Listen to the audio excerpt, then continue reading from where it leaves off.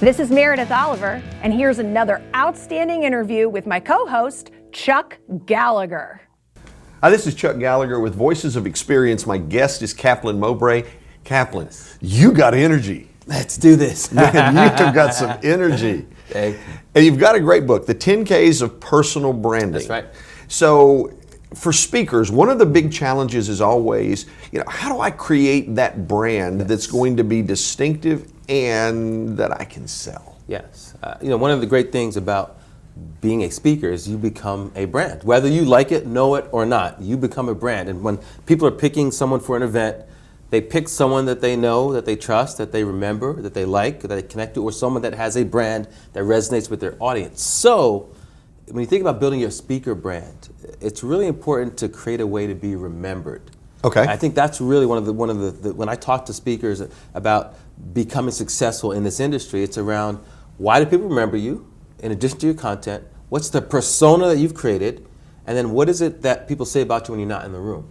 And when you can put those things together, you actually build the ingredients that create a brand. So for example, people always ask me, well, what's up with the green ball? What's up with the green tie? Green is for growth. And I always want you to grow your life or grow your career when you hear me speak. So I wear green as a symbol, but when I'm in a room and someone says, hey, we saw this speaker, he played the saxophone, he wore a green tie, they know exactly. Right. The Spider-Man mask. So sometimes I put on a mask and I talk about being a great hero. And I did this. We're all a superhero when we deliver what we do to help our audiences. But we also have to know our superpowers. And again, this comes back to when you're a brand, you know what you want to be known for. You're very consistent, but you also build a persona and a way to be remembered. So at what point in the progress of your speaking career did you connect with, green is for growth, gosh, I've got to do the green tie, gosh, there's a green ball? How did that process take place that connected those dots? One day I put on a black suit and a green tie, and I felt like Superman. Right? Or maybe the Green Lantern, right? And I realized that what we do for our audiences is who we are ourselves. And that's a very important element for speakers. Sometimes speakers have content, they share the content with the audience, and they may be connected or not as connected to it passionately themselves. I always believe that if I want people to help build a brand or be confident about their brand and their persona or their career, you have to exude that in yourself. So the green was about, I want you to grow. I wanted to have a symbol. I realized that whenever I put on the green tie, if you will, I felt like I was flying, like I was growing as I delivered my presentations and my talks. But I also intentionally, I wanted the audience to connect that I want you to grow. I want you to lift. I want something to be transformed when you hear me speak. So, that was my thing. Every speaker has their unique thing, but the key is in building a great speaker brand, a great personal brand. Find a way to be remembered, create a way to be remembered, create symbols of purpose that associate you with your content, and then deliver in a way where people can experience you, not just hear you. How do you market your brand? That's a great question. One of the things I always go back to is, relatability, fit, consistency, and momentum. And I say that again, relatability, fit, consistency, and momentum. So one, being relatable. Social media obviously is an excellent channel to market your brand. One, proactively, but also two, what you share. So I share a lot of career advice on LinkedIn, for example, consistently. And that way people know you're out there. And when someone, and sometimes it just hits randomly. Sometimes someone says, hey, I've got a meeting, we need a great speaker. Oh, I know a guy. And that's typically how it happens. But in terms of marketing, I really send them advice. I share information. Obviously, passing out information in cards, but really every speaking event creates, in my formula, 2 to 5 speaking events in 18 months. Right? So every speaker has their own formula, but when I talk to an audience, I talk to the audience, but I also talk to the future people that will book me. And that's important. That's an important marketing element because you're actually planting the seed for future dates as you speak for your current date. So the marketing is social media. It's staying in contact with relationships and contacts who booked me in the past. It's prospecting for the future. But mostly it's being consistent. And I truly believe if you're known for something, you will create opportunities to be known for more than something, and people will find you as you also prospect them. If you're in front of an audience and you know that in that audience I've got 2 to 5 gigs in the next 18 months that are there, are there specific things that you're doing in that presentation that are really, if you intentionally are planting that seed? Yeah, so for example, if you have, and you're speaking to an audience and you know that there's HR professionals who've booked you before, maybe HR meeting planners who've booked you before, and you know that there's future meetings coming up, yeah, you'll mention things around HR. So for example, if I was an HR professional, here's how I would tackle this particular situation in helping people to build their brand.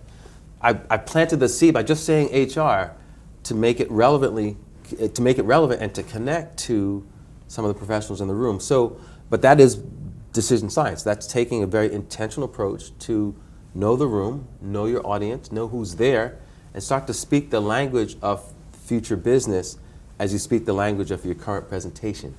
I like that. The language of future business. The language of future business as you speak the language of your current presentation. So, you know, you're planting a seed every time. I'm talking about green and growth, right? But you're planting a seed every time you speak. And you should be very intentional about that. And sometimes it's the way that it's your style. Sometimes it's the things you mention, the people that you acknowledge. But every speech is an intentional opportunity to create future business. But you've got to be intentional, you got to be focused and consistent and aware. Yeah. You have a book, Yes. The 10 Ks of Personal Branding, Create a Better You. Yes. From a book perspective, Sure. this is kind of a personal question, is the book predominantly a money generator or a lead generator for business? It's a platform. The book is a platform. The book, and when I coach speakers as well, the book is a place to package your expertise. People book people who are experts to share expertise to help people become better at what they do. So the book and videos and other type of packaged content really just cements your credibility, and it's an important platform for your speaking. Speaking revenue is typically driven speaking. I mean, there are plenty of authors who make great money on books too, but in the speaking business, the revenue from speaking versus the revenue from books is different. But the book is the platform that gives you the expertise to be called an expert, so that people can book you to speak on what you know. Okay, so I have one last question. Sure. And this has been absolutely incredible. But if a person came up to you in the hallway of NSA, yes, it's one of the meetings that takes place, and said, yes, "Man, Kaplan, tell me, what one thing do I need to know that will really propel me forward with my success?" What would you say? I think in this day and age, people try before they buy. And when you're trying to get known, you're trying to get booked, people need to see you in action to have a perception of what you could be for their future audience.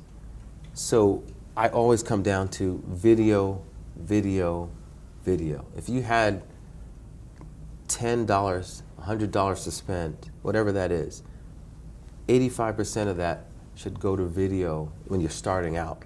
High quality video, you in front of an audience, let someone see your style, your content, your delivery, and the audience reaction.